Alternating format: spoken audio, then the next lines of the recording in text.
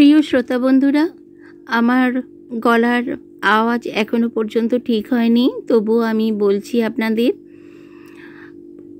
গল্প প্রবাহিত জীবন গল্পটির 6তম পর্ব ইউটিউব থেকে ডিলিট করে দেওয়া হয়েছে।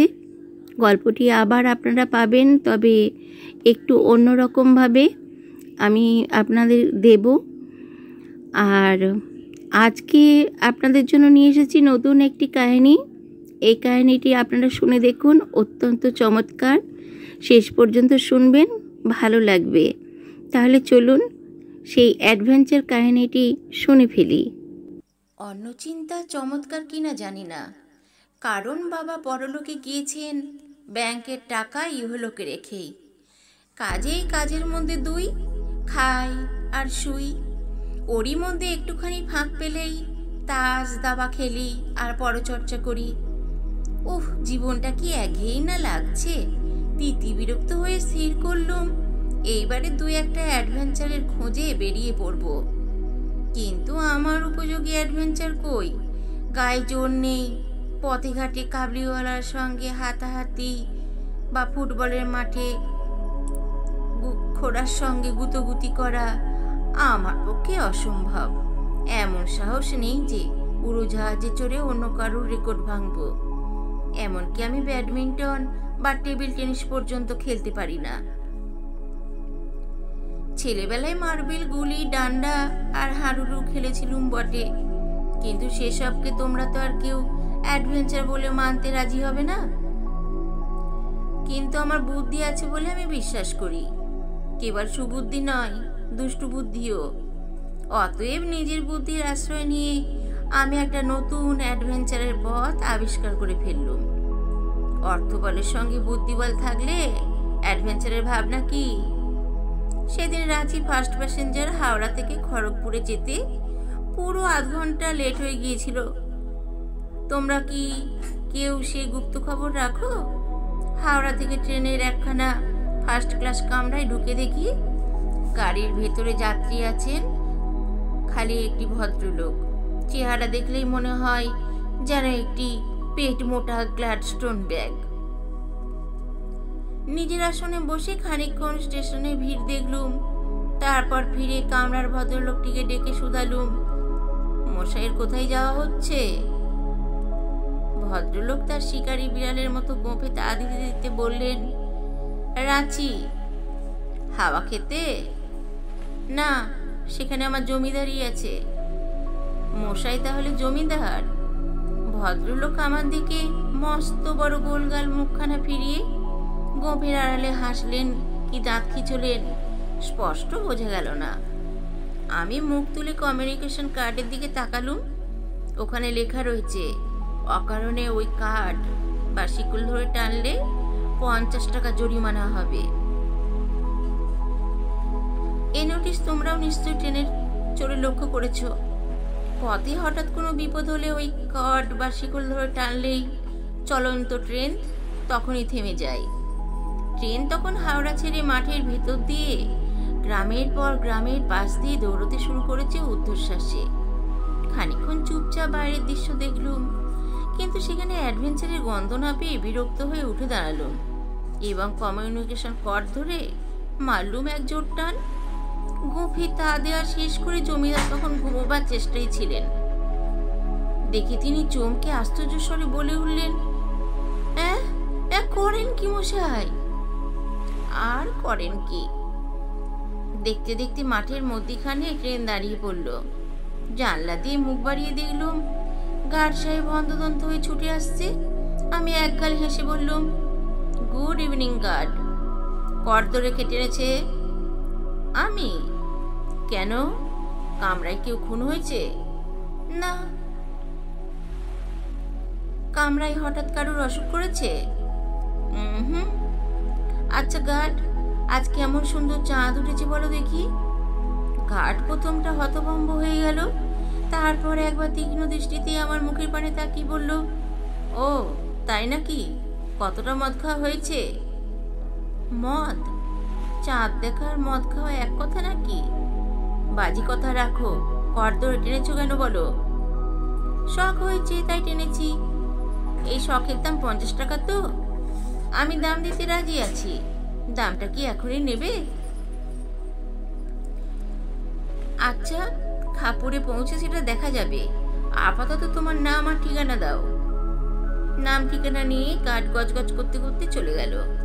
ট্রেন আবার ছুটল, আর চোখে চেয়ে দেখলুম জমিদারের শিকারি গোপজোড়া কি এক ভয়ে কাবু হয়ে ঝুলে পড়েছে। আমি আবার কমিউনিকেশন কার্ডের দিকে স্থির চোখে তাকিয়ে রইলুম। জমিদার ত্রস্ত স্বরে বললেন, ও কি মশাই, আপনি ওদিকে তাকিয়ে আছেন কেন? শিকল ধরে ফের টান মারবেন নাকি? আমি হাসি মুখে বললুম, বোধ হয় আর একবার টান মারবো। জমিদার তাড়াতাড়ি উঠে অনেক দূরে গিয়ে আড়ষ্টভাবে বসে পড়লেন। তারপর যেই আন্দোলন স্টেশন গাড়ি থামলো, তিনি শশব্যস্ত হয়ে নিজের ব্যাগটা তুলে নিয়ে কামরা ছেড়ে নেমে গেলেন। আমি বললুম, কি মশাই, এই না বললেন আপনি রাঁচি যাচ্ছেন? জমিদার আমার দিকে একটা ভীত দৃষ্টি নিক্ষেপ করে দৌড় মারলেন। বোধহয় তিনি অন্য কামরায় গিয়ে উঠলেন, বোধহয় তিনি আমাকে বদ্ধ পাগল ভাবলেন। গাড়ি ছাড়ল।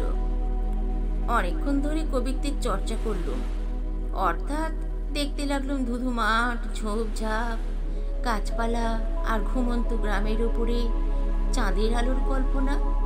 চাঁদের বাহার দেখে শিয়ালেরা হুক্কা হুয়া গান গেয়ে উঠল।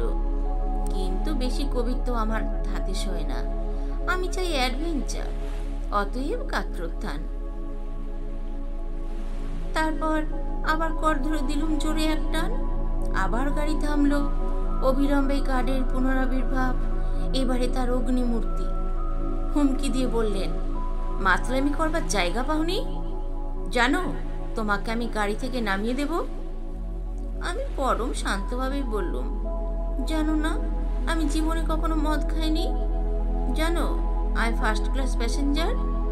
জানো আমাকে অপমান করেছো বলে আমি তোমার নামে রিপোর্ট করব। তোমার যা খুশি করো বাবু, কিন্তু কেন তুমি আবার কর ধরে টেনেছো? এবারেও কি শখ হয়েছে? না, এবারে শখ নয়, এবারে আমার ঘড়িটা বন্ধ হয়ে গেছে, তোমার ঘড়ির সঙ্গে সেটাকে মিলিয়ে নিতে চাই। কি আশ্চর্য, এই জন্য তুমি ট্রেন থামিয়েছো? দুবারে তোমাকে 100 টাকা জরিমানা দিতে হবে। এরপরে আবার কর ধরে টানলে ট্রেন আর থামবে না। রাত্রে যদি আমি ঘুমিয়ে দুঃস্বপ্ন দেখি, তাহলেও ট্রেন থামবে না। তাও কি হয় বন্ধু, আমি আরো জরিমানা দেব, আবার কর ধরে টানবো। গাড়ি না থামলে আমি তোমার নামে নালিশ করব, আইন না মানলে তোমার শাস্তি হবে, বুঝেছো? যাও, আর আমাকে বাজে বকিও না। গার্ড ফিরে যেতে যেতে হঠাৎ কি ভেবে দাঁড়িয়ে পড়ল। তারপর বললে, তোমার টিকিট দেখি।